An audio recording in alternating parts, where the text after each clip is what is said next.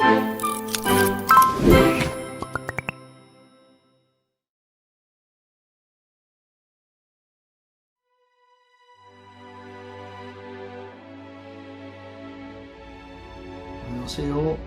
세상에 소망의 소식을 전파하는 철수 목사 TV의 김철수 목사입니다. 여러분 만나 뵙게 되어 대단히 반갑습니다.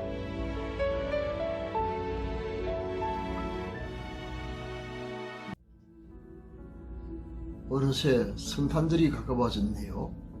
예년 같으면 이때쯤 행영색색의 성탄 추리가 거리에 쇼윈도를 장식하고 크리스마스 캐럴이 흘러넘치며 인파로 가득했어야 할 시가지가 지금은 한산하고 적막하기까지 합니다.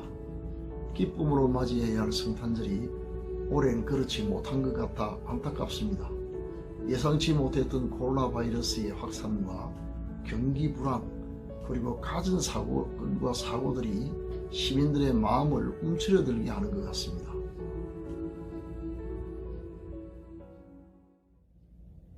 그러나 이런 때일수록 더욱 용기를 내어 이번 성탄절을 계기로 인생 재기의 기회로 삼으시기를 바랍니다. 성탄절이 가까운 이 시간 시청자 여러분의 영혼이 잘념같이 범사가 잘되고 강건하시기를 우리 주 예수 그리스도의 이름으로 축원합니다. 오늘은 성탄절을 앞두고 예수님의 이름으로 일어서라 하는 제목으로 함께 생각해 보고자 합니다.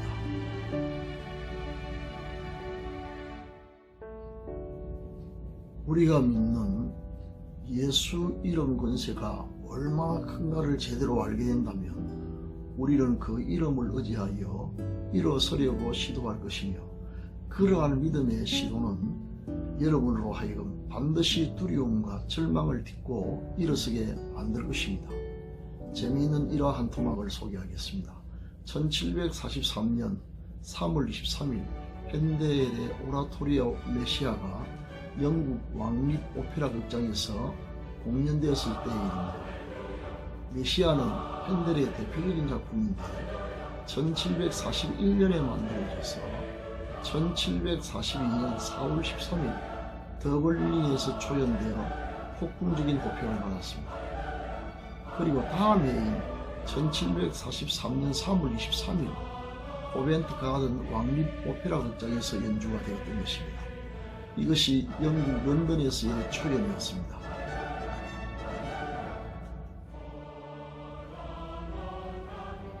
이때 영국 왕 조지 2세도 관람을 하였습니다.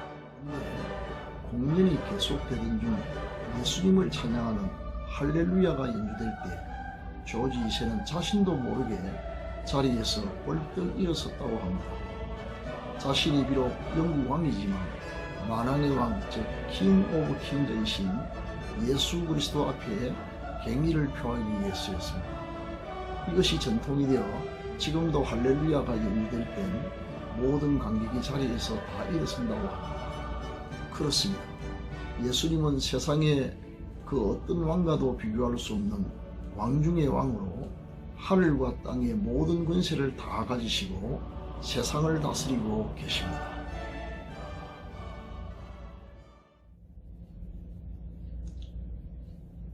예수라는 이름이 가지고 있는 권세를 우리는 다 말할 수 없습니다.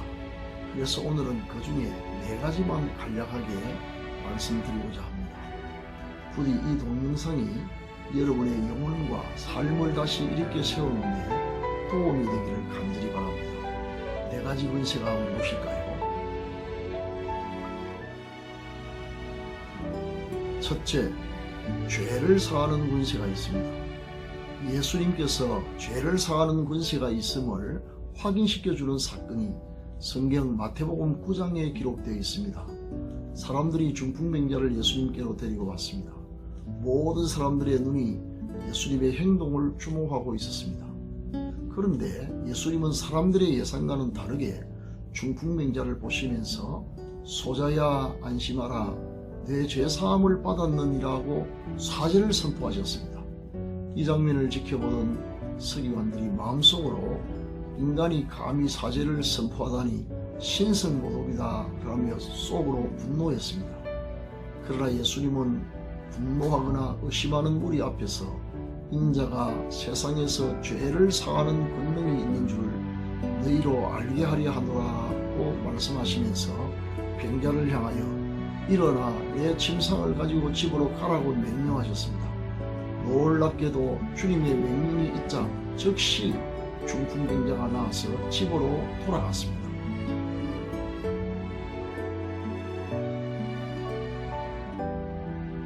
이로써 예수님은 자신에게 죄를 사하는 권세가 있음을 사람들 앞에서 입증하셨던 것입니다. 사실 사람의 모든 불행은 죄에서 시작되었습니다. 그러므로 죄 문제 해결 없이는 내세와 영생도 있을 수가 없으며 참된 평안과 진정한 행복도 찾을 수 없습니다. 우리가 해결해야 할 일이 한두 가지가 아니겠지만 그 중에 가장 시급하고 중요한 문제가 바로 죄를 용서받는 일입니다. 오직 하나님의 아들 예수 그리스도만이 사람의 모든 죄를 용서하실 수 있는 권세를 가지고 있습니다. 요한복음 1장 요한 1서 1장 9절을 인용합니다. 만일 우리가 우리 죄를 자백하면 그는 믿보시고 오로사 우리의 죄를 사하시며 우리를 모든 불의에서 깨끗하게 하실 것이요. 그렇습니다. 우리가 죄를 용서받게 되면 우리는 하나님의 자녀가 되며 이생과 내세에서도 복을 누리게 됩니다. 죄 용서와 관련하여 더 알고 싶으신 분은 지금 화면 상단에 뜨는 참된 평안을 얻으려면 시리즈 동영상을 꼭 시청하시기를 바랍니다.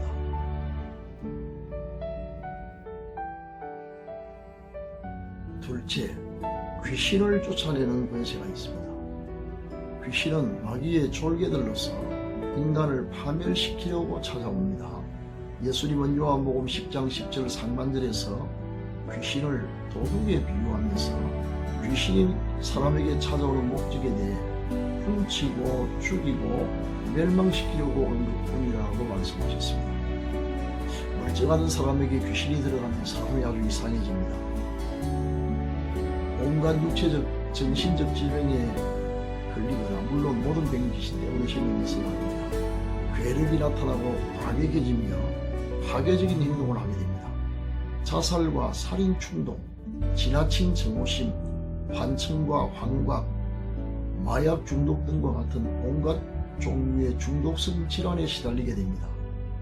귀신 들린 정도에 따라 다양한 양상으로 나타나지만 일반적으로 정상적인 생활을 영위하기가 어렵습니다.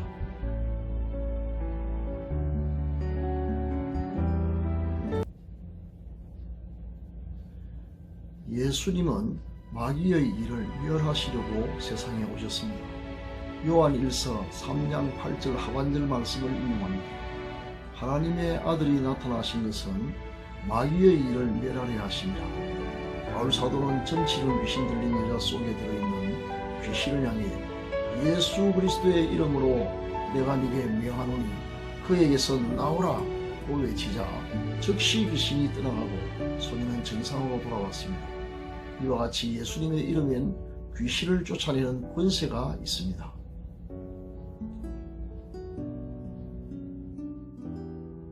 제 목회 초전 시절에 귀신을 몇 번 쫓아내본 경험이 있습니다.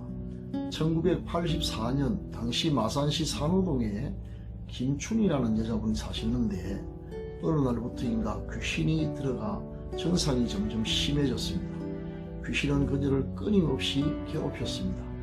어떨 땐 마치 맹장님에 걸린 것 같은 고통을 주는 바람에 급히 병원에 가서 수술을 받았지만 적출한 맹장에 아무런 이상이 없어서 그 남편이 의사와 오진 시비가 붙기도 했답니다. 날이 갈수록 귀신 들린 증상은 점점 더 심각해져서 정상적인 일상생활이 어려워졌고 마침내 중학교와 고등학교에 다니는 두 아들의 밥도 챙겨주지 못할 형편이 되어버리는 바람에 아이들이 스스로 밥을 지어먹고 등교하는 지경에까지 이르게 되었습니다. 그래서 그 남편이 자기 아내에게 붙어있는 귀신을 쫓아내달라고 제게 간청을 하는 바람에 몇몇 교인들과 함께 김춘희 씨 집으로 가게 되었습니다.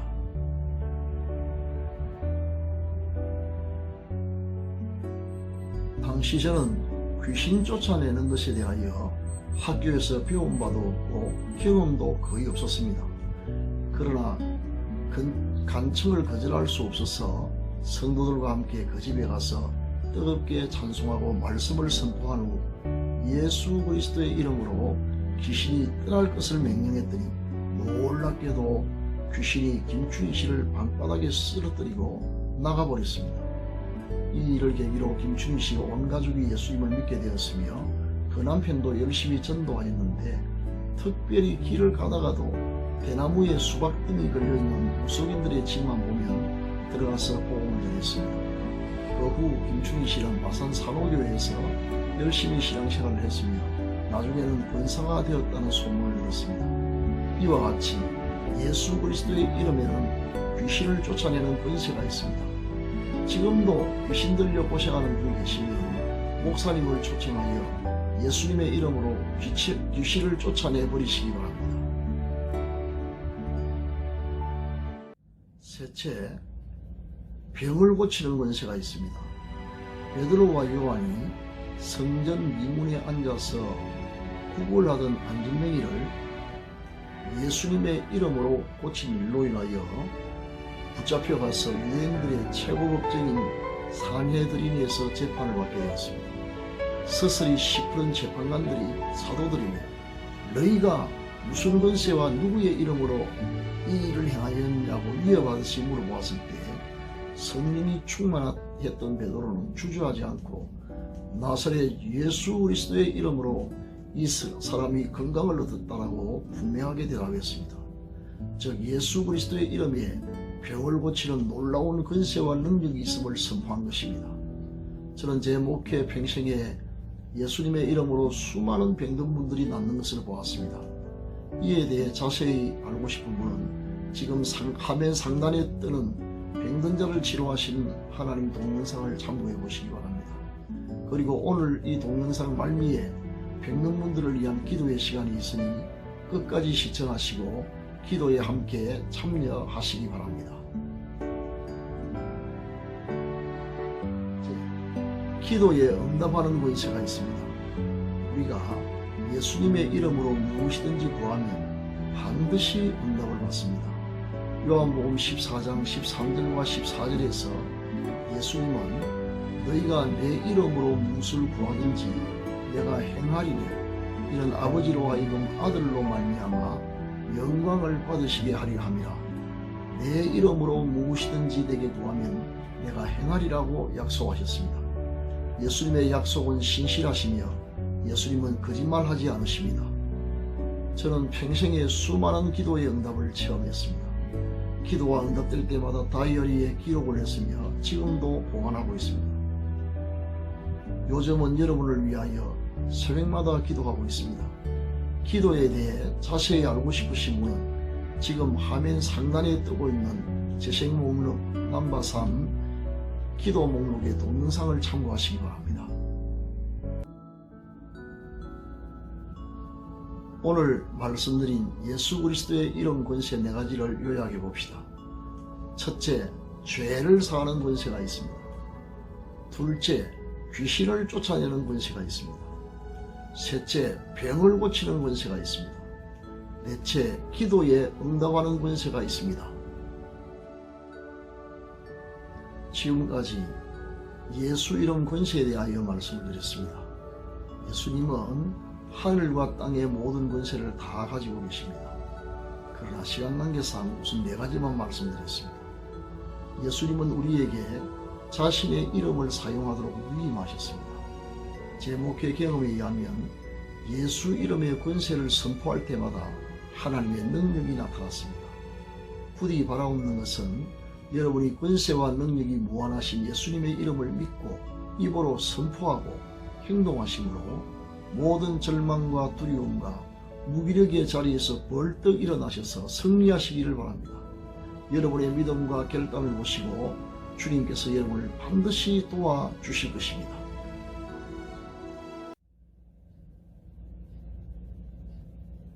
지금부터 회복과 치유를 위한 기도의 시간을 가지겠습니다. 병 낫기를 원하시는 분은 믿음으로 손을 한부에 얹으시기를 바랍니다. 믿음의 기도는 반드시 응답을 받습니다. 기도를 시작하겠습니다. 변함없는 사랑으로 우리를 사랑하시는 거룩하신 하나님 아버지, 지금까지 받은 바 은혜에 감사드리며 앞으로 베풀어 주실 은혜에 대해서도 믿음으로 미리 감사를 드립니다. 지금까지 예수님의 이런 권세를 알지 못하여 무기력하게 살았던 믿음 없는 저희를 용서하여 주옵소서.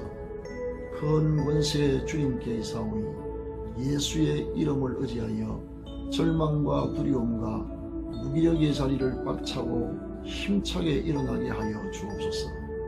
지난 한 해 동안 받았던 은혜를 회상하면서 성탄절을 소망 중에 맞이하게 하옵소서. 지금 환부의 믿음으로 손을 얹어사오니 불가드신 성령님께서 제 온몸을 관통하시고 예수 그리스도의 이름으로 병이 완전히 낫게 하여 주옵소서. 우리의 영혼이 잘됨같이 범사가 잘되고 강건하게 하옵소서. 자녀들의 앞날에 복을 주시고 우리 자녀들이 어느 곳에서 무엇을 하든지 결코 사람들에게 무시당하거나 멸시받는 일이 없게 하옵시며 항상 하나님과 사람들에게 존중의 여김을 받게 하옵소서. 우리 장래에 복을 주셔서 건강하고 부유하여 다른 사람들에게 신세지는 일이 없게 하옵시고 오히려 많은 사람들에게 유익을 주는 노후가 되게 하옵소서. 성탄절에 복음이 모든 사람에게 전해지게 하옵소서. 우리의 여생이 하나님께 영광이 되게 하옵소서. 이 모든 말씀 우리 주 예수 그리스도의 이름으로 기도드립니다. 아멘.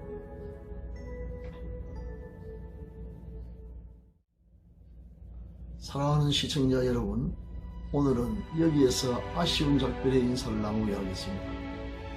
부디 다시 뵙는 날까지 건강하시고 격려하시는 모든 일이 형통하시기를 기원합니다. 감사합니다.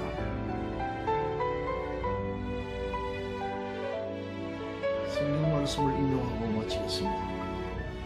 마가복음 16장 17절부터 18절 말씀입니다.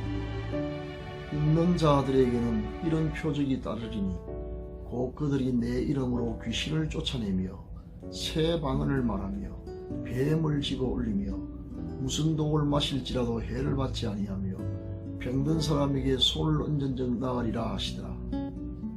마지막으로 마태복음 28장 18절에서 20절 말씀입니다. 예수께서 나와 말씀하여 이르시되 하늘과 땅의 모든 권세를 내게 주셨으니 그러므로 너희는 가서 모든 민족을 제자로 삼아 아버지와 아들과 성령의 이름으로 세례를 베풀고 내가 너희에게 분부한 모든 것을 가르쳐 지키게 하라. 볼지어다 내가 세상 끝날까지 너희와 항상 함께 있으리라 하시니라. 아멘.